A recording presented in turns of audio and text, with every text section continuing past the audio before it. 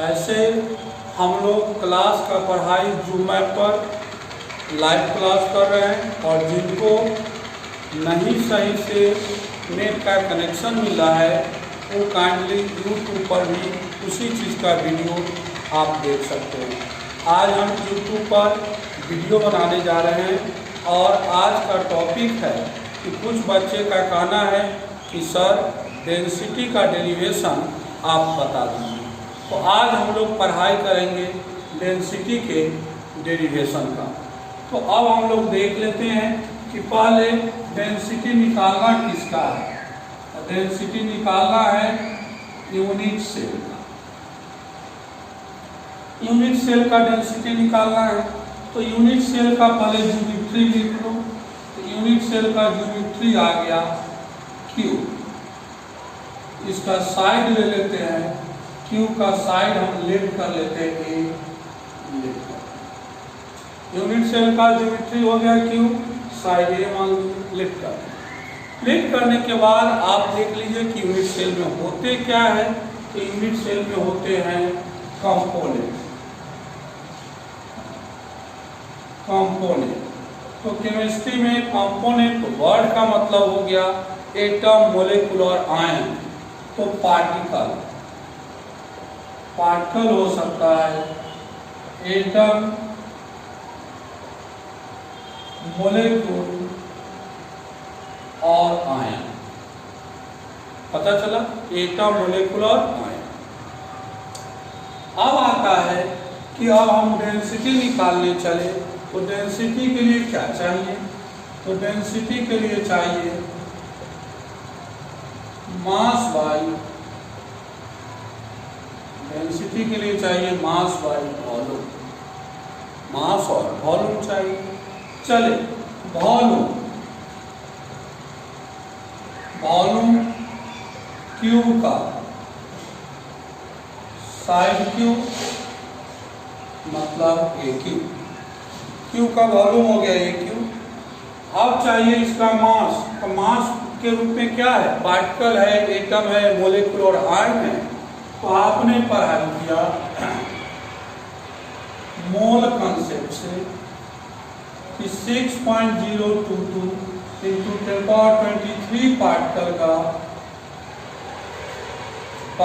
का मास हो गया ग्राम मास या मोलर मास।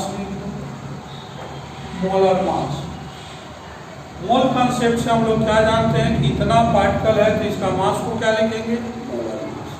हमारे पास यूनिट सेल में ले लेते हैं कि नंबर ऑफ पार्टिकल ले लिए जे। तो एक का मास हो गया मोलर मास बाई 6.022 इंटू 10⁻23। और इसमें टोटल पार्टिकल का संख्या जेड है, इसमें जेड से हम गुना करें। तो जेड से गुना कर दिए तो हमारा इसका पता चल गया कि कितना है। अब क्या करेंगे, मोलर मास होता है 6.022 इंटू 10⁻23 इंटू जेड। तो हमको वॉल्यूम भी मालूम है,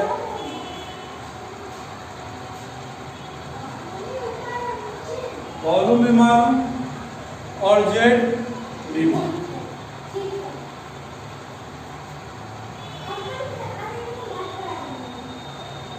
डेंसिटी बराबर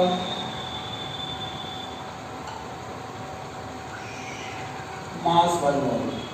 तो मास के जगह पर लिखेंगे molar mass into Z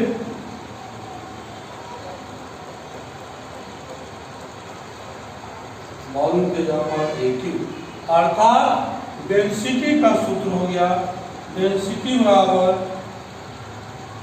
molar mass into Z बटे 6.022 इंटू 10⁻23 इंटू ए क्यू। यही डेंसिटी निकालने का फॉर्मूला। कैसे निकालोगे, तो पहले क्या कर लो, यूनिट सेल का क्या निकालना है, डेंसिटी। यूनिट सेल का डेंसिटी निकालना है तो पहले यूनिट सेल का ज्योमेट्री देख लो। ज्योमेट्री कैसा है, क्यू। Q का साइड A लिखता है। कंपोनेंट के रूप में यूनिट सेल में क्या है, पार्टिकल जो कि एटम है, मॉलिक्यूल और आयन है। डेंसिटी निकालने के लिए तो नंबर ऑफ पार्टिकल हमने Z लिख दिया। डेंसिटी निकालने के लिए क्या चाहिए, मास बाय वॉल्यूम। हमको दो चीज सर्च करना है, मास और वॉल्यूम। तो वॉल्यूम Q का क्या हो जाएगा, साइड Q A Q। मूल कॉन्सेप्ट से अब हमको पार्टिकल का मास निकालना है।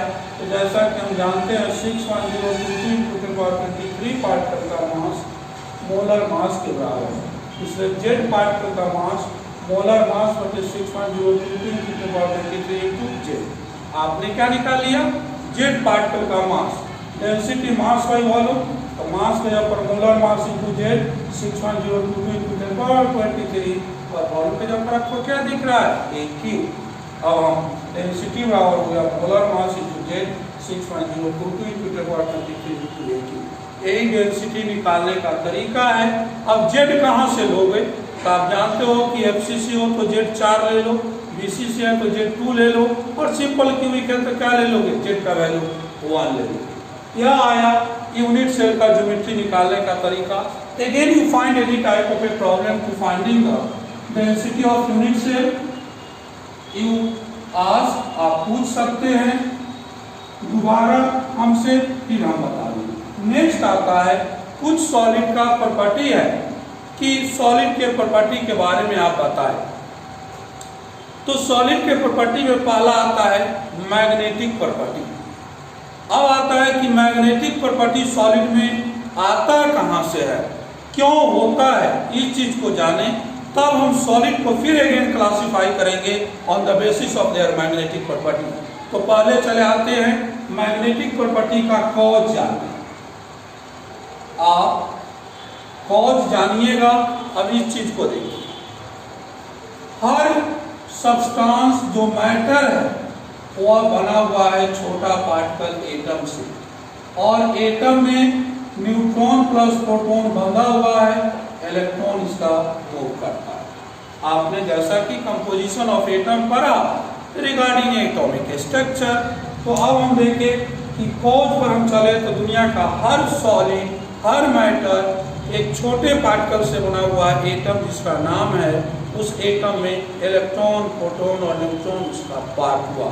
That is also known as a fundamental particle of atom, atom का फंडामेंटल पार्टिकल।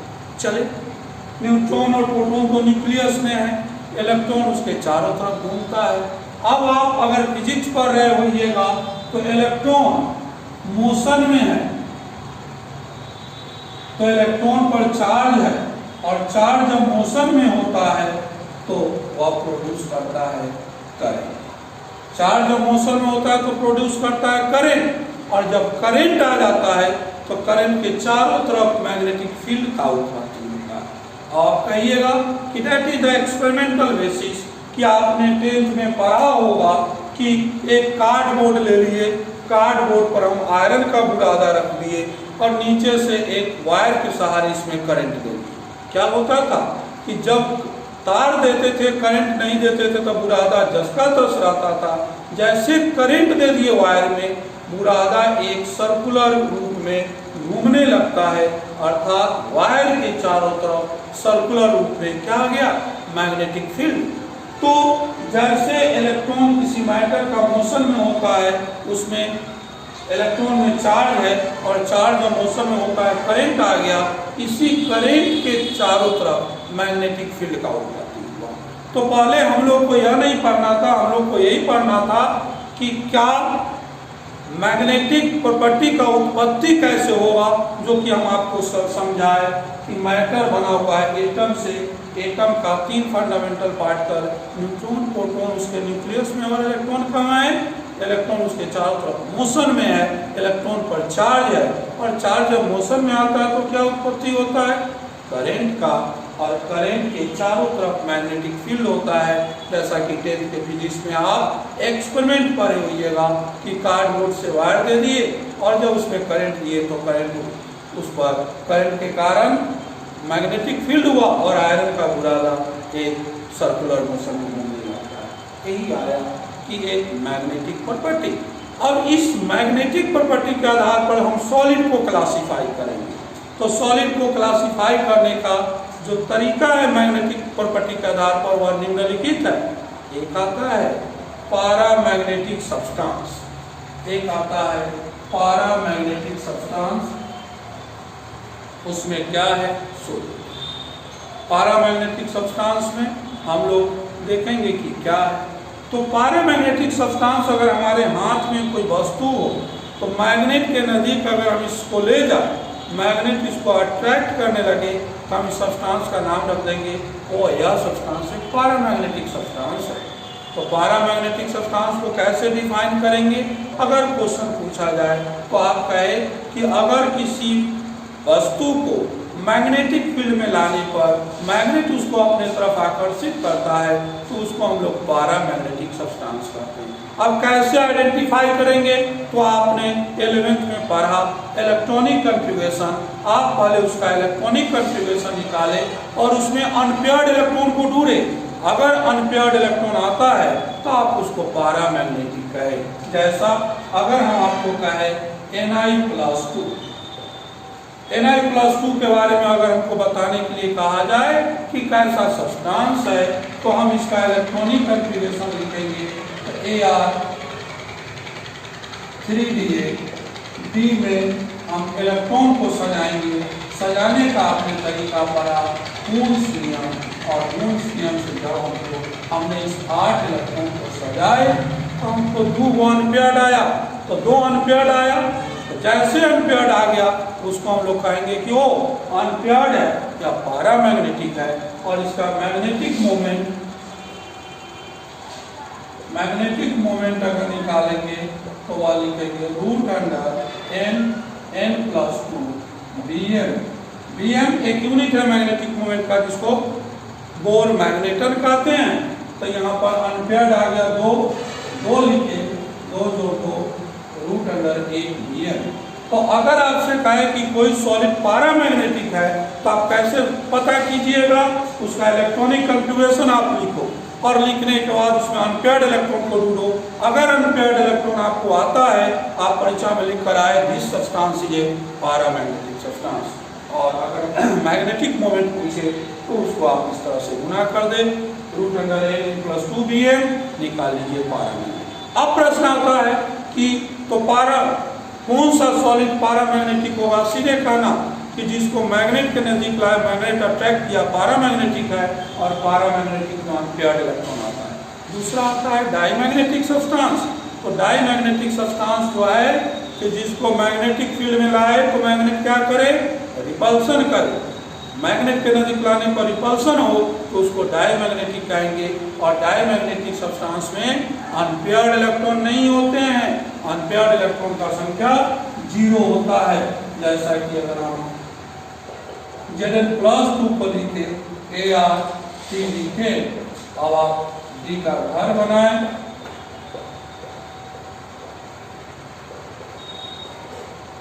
अनपेयर्ड इलेक्ट्रॉन का संख्या 0। तो जब अनपेयर्ड इलेक्ट्रॉन इसमें नहीं है, अनपेयर्ड इलेक्ट्रॉन बराबर 0, क्या लिख कर आइएगा? वो यह एक डाईमैग्नेटिक सब्सटेंस है।